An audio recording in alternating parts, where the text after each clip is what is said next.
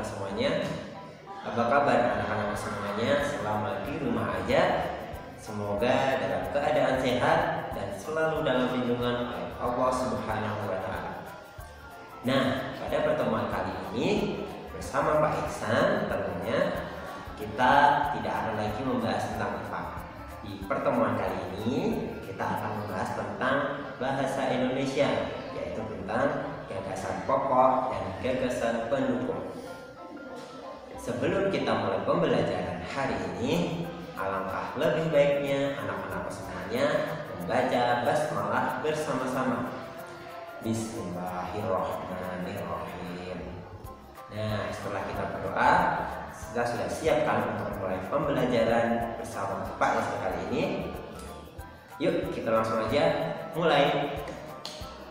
Yuk kita mulai pembelajaran hari ini. Kita akan menemukan gagasan pokok dan gagasan pendukung.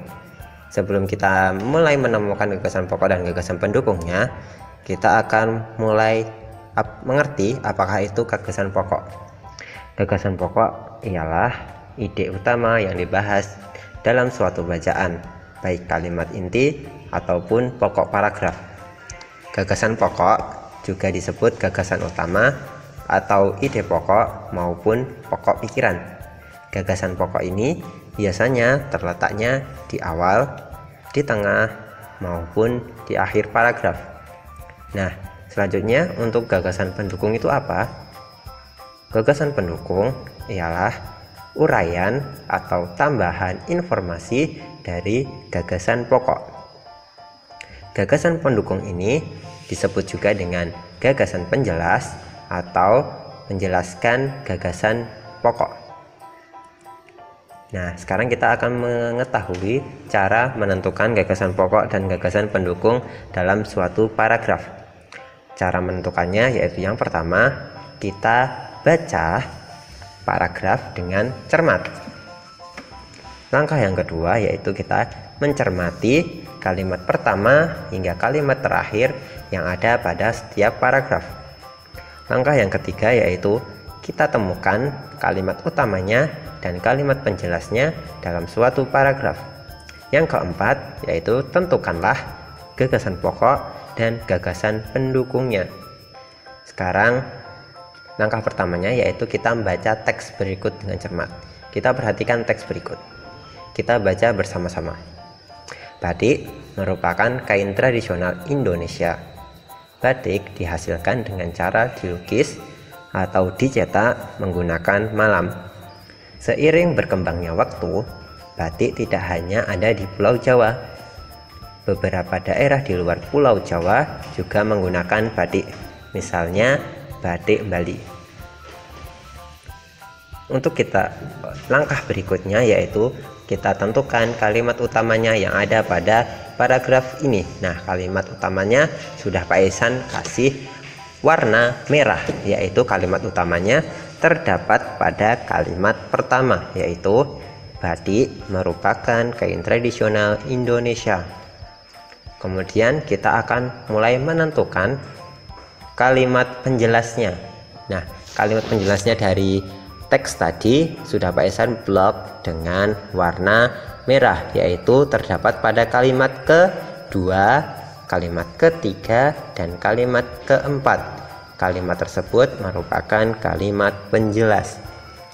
Kemudian kita sudah mulai menentukan gagasan pokok dari teks tadi. Nah, dari teks ini kita bisa menentukan gagasan pokoknya. Gagasan pokoknya yaitu batik merupakan kain tradisional Indonesia. Jadi gagasan pokok ini terdapat di awal kalimat. Kemudian tentukan gagasan pendukungnya. Gagasan pendukung dari paragraf ini yaitu terdapat pada kalimat kedua, tiga, dan empat. Gagasan pendukungnya yaitu yang pertama di kalimat kedua yaitu cara membuat kain batik. Gagasan pendukung yang kedua terdapat di kalimat yang ketiga yaitu tempat asal kain batik. Gagasan pendukung yang ketiga berada pada kalimat yang terakhir atau kalimat yang keempat yaitu persebaran kain batik. Selanjutnya, setelah kita mengetahui gagasan pokok dan gagasan pendukung, kita akan mulai menyajikan gagasan pokok dan gagasan pendukung dalam bentuk peta pikiran. Peta pikiran, apakah itu? Nah, sebelum kita sajikan gagasan pokok dan gagasan pendukung itu dapat disajikan menjadi peta pikiran.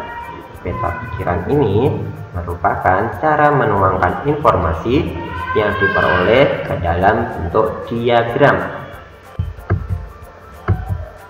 Nah, mari kita ingat kembali gagasan pokok dan gagasan pendukung dari teks yang tadi, teks sebelumnya, yaitu gagasan pokok yang tadi adalah batik merupakan kain tradisional Indonesia.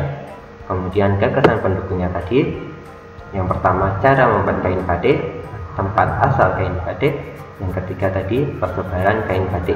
Nah, dari gagasan pokok dan gagasan pendukung, kita akan memulai membuat peta pikiran.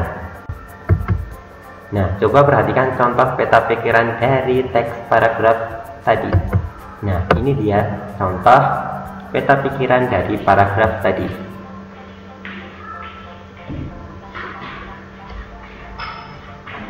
Selanjutnya, nah, tugasnya untuk anak-anakku semuanya, silakan cermati baik-baik tugasnya. Untuk tugasnya yaitu anak-anakku semuanya silakan mengerjakan soal pendamping 4A, subtema 2, pembelajaran 2, 3, 4 yang ada di halaman 29 sampai 36.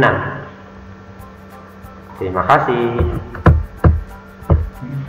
Nah, untuk tugasnya tadi, silakan anak-anakku semuanya kirimkan tugas kalian kepada wali kelas kalian masing-masing. Cukup sekian video pembelajaran dari Pak Ihsan. Sampai bertemu di video berikutnya. Mohon maaf apabila ada salah kata. Assalamualaikum warahmatullahi wabarakatuh.